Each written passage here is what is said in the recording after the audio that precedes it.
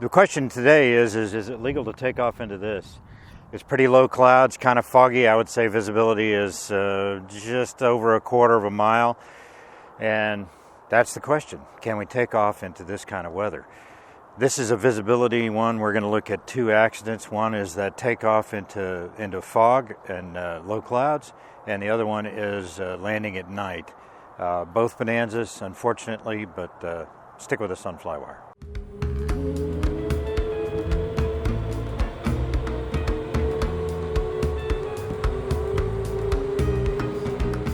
Hey, I'm Scott Perdue, and today on Flywire we're going to look at the legality. I'll tell you right now, it is illegal to take off into low clouds, into no visibility. That is a Part 91 thing. If you're flying 135 or 121, you're going to have ops limits that put restrictions on that. But Part 91, you can take off into virtual 0-0. So that's a judgment call. Is that a good idea? And we're going to talk a little bit more about that. And looking at the first accident is a V-35 in Visalia, California, just recently. The second accident we're going to look at was an S-35 that attempted a landing at night just fairly soon after sunset, but it was dark and on an unlighted runway. So let's get to it. The mishap pilot and three passengers flew into Visalia, California just after 1 p.m. on the 4th of December 2021. The weather was 4 miles visibility and haze and clear skies. They had come, apparently, to see a basketball game. And this was not the first trip the mishap pilot had made to Visalia. Easy for you to say. He had done basically the same trip on the 2nd of December. The visibility had improved through the afternoon to about 5 miles. But by the time 33 Mike taxied out, visibility had fallen to about 2.5 miles and 300 broken. Not stellar and no longer VFR, and at the takeoff time of 18:37 Pacific time, that's 6:37 to you guys. The weather is in the process of going overcast at 300 with 1.5 miles visibility and light rain. To complicate this, runway 30 had a departure procedure, a climbing left turn to 230 to intercept the Visalia 151 radial to Pixie intersection at 3,000 feet. That's about 17 miles south at Tulare, California. That's in the opposite direction of the destination, which was Sacramento. Oh, and one more thing. Sunset was at 4:43 at the end, and the end of nautical twilight at 6:13. So this takeoff was made in the dark. That's the setup facing the pilot of 33 Mike. At the very least, I would say that this takeoff would be very difficult to make safely. In fact, the phase of IMC flying that scares me personally the most is takeoff into low clouds and poor visibility. That transition of using your eyes for orientation and having to immediately transition to instruments is an exceedingly hard thing to do. For this pilot, low cloud and poor visibility combined with night conditions made this takeoff essentially an IMC departure from the get-go. It is a perfect setup for spatial disorientation. Dan Greider and his GA AQP training program has defined aviation accidents into what he calls buckets. This one, I believe, would fall into the loss of control in flight IMC after takeoff bucket.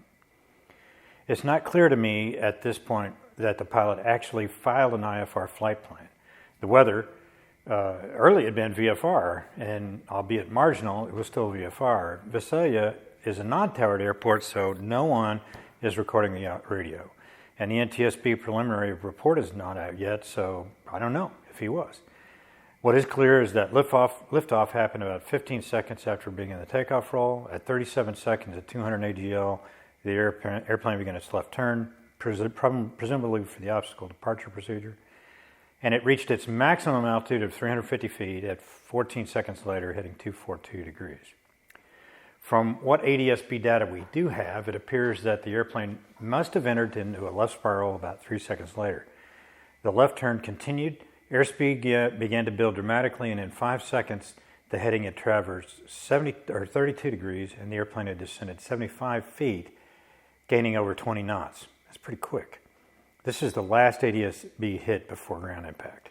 So what likely happened here? Remember the setup, night.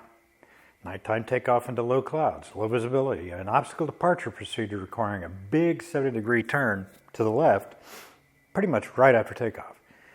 I think it was likely that this was a combination of somatographic and somatogyral illusions that beset this pilot.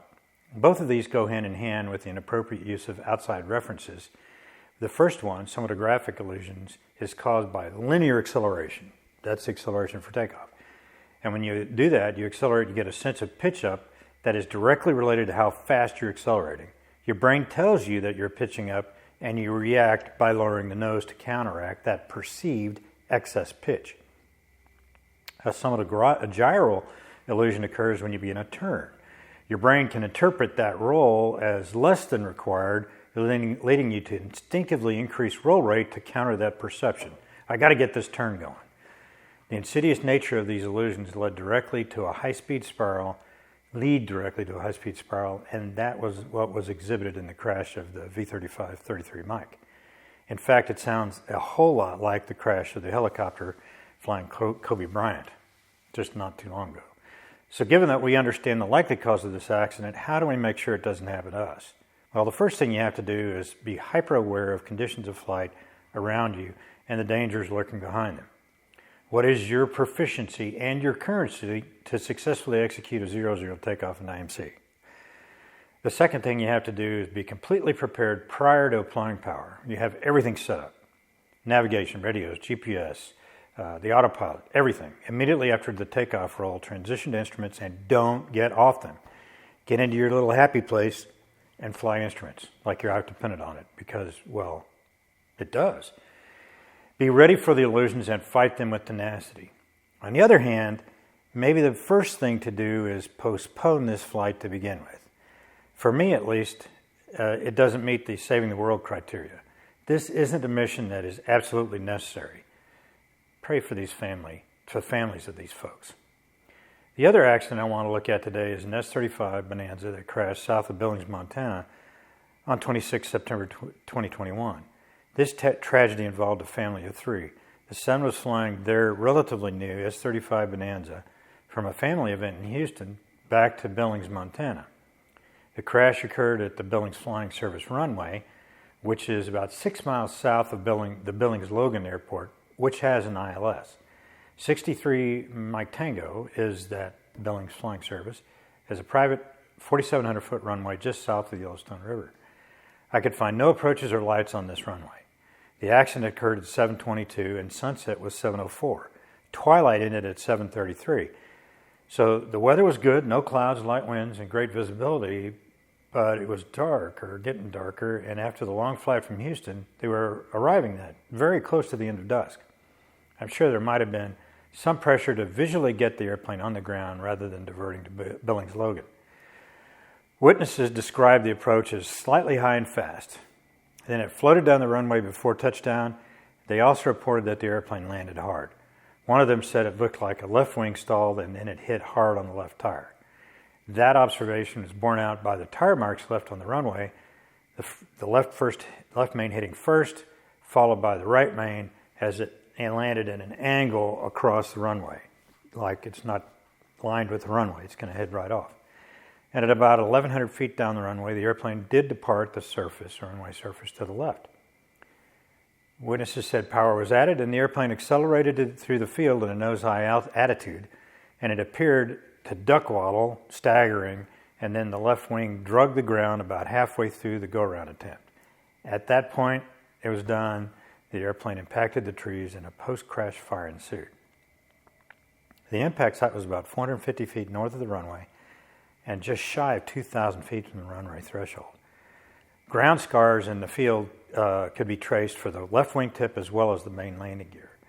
The tragedy was that the parents were killed in this crash and their son was left alive with burns on over 70% of his body, and two siblings as well. I guess I have to be frank with you. What strikes me about this accident is the get-home-itis aspect of the flight. The links in this accident chain were the long flight home, landing late in the dusk cycle or night, trying to get back to where they started from. Presumably, the airplane lived at 63 Mike Tango, and their car was there, and, a divert to Billings-Logan would be inconvenient. Whatever it was, whether it was from the pressure of having time, or for only one attempt at that unlighted runway, or for some other reason, the visual approach and landing was rushed, and that led to the attempt to force the airplane on the ground. This rarely works out. A good landing is all about controlled energy dissipation. Too much energy ends up with bad things happening, almost as certainly as not having as much energy as you need to get to where you want to go. A forced landing where you lose control and leave the runway is not a good start to a successful go-around. Some damage is likely to occur regardless. That might inhibit a safe landing later. The point here is that adding power added energy to the situation and was unlikely to succeed in the first place. Have you ever heard of the old adage that any landing you can walk away from is a successful one? I think it might apply here. It's all about energy dissipation. Don't make your problem worse. But it's also about judgment, or the ability to say, nope, we're going to divert instead. To illustrate that, I'm going to tell you a story. It's on me. I was coming home from Thanksgiving in Las Vegas with Charlie. You know, I love flying instruments, and Charlie, that G3X and GPS combined with the GFC 500 autopilot's fantastic. That being said, I don't seek out opportunities to fly to minimums. I don't have to do that anymore. I was on the second leg home and had to make a large detour south to avoid heavy rain, maybe some vertical stuff. That cost time and fuel. Most of the time I was in and out of the clouds with a little bit of rain to deal with, and I kept a close eye on the weather. ADSB Weather In is a wonderful thing. For the most part, the reporting stations near my destination were about 700 to 800 feet, which means that you could just get in on the non-precision approach. There's no weather at my actual destination. So I calculated that I would be able to shoot the approach, go missed if I had to, with about an hour and 20 minutes of fuel. My backup plan was to divert to Mineral Wells with their ILS. Well, the approach went great. I flew it coupled RNAV. Yeah, I cheated. The airplane was perfect and it shot the approach really well, and I was busy time-sharing, monitoring the approach, looking for my mins, and looking for the runway. I began to see intermittent ground contact, which is normally a good sign. Then that stopped, and all I could see was cloud below me. When I hit my mins, I must admit that for a brief second or two, I contemplated continuing. But then I realized that this was wishful thinking, and plenty of folks have paid for that mistake with their lives. Oh, by the way, at this airport, the mins are a little high precisely because the runway's in a bowl. And climbing out of that bowl and avoiding terrain and the power lines on the south side is a big question mark. So I went missed approach. I switched frequencies back to the arrival controller, and I requested vectors for the ILS 31 at Mineral Wells. Boom. He was most helpful, went direct, and I concentrated on shooting the best approach I could. Well, frankly, it wasn't my best, but I finally got it all wired up just prior to the DA, which is about 200 feet. I literally broke out at that point and continued on to land. It was late in the dust cycle, so with even dimmer light from thickened clouds and rain, I could see the environment, I could see the runway, and I went ahead and landed. It wasn't fun. It wasn't convenient. There was no one at home to pick me up, and I didn't know anybody in the local area either. So it sure wasn't what I wanted to do. But I landed with an hour's worth of fuel, and I even beat the full dark. In a way, I was lucky. I don't like flying single-engine airplanes at night anymore. I don't like shooting approaches to mins for real. And I sure don't like landing with less than an hour worth of fuel in the tank. The airplane was undamaged, and after refueling, it was waiting for me when I got to the airport the next day to fly it home in a beautiful clear blue sky. So it all worked out. I guess what I'm saying here is that my nickel in the grass is not to let your personal priorities or desires get in the way of your good judgment. Live to fly and fight another day.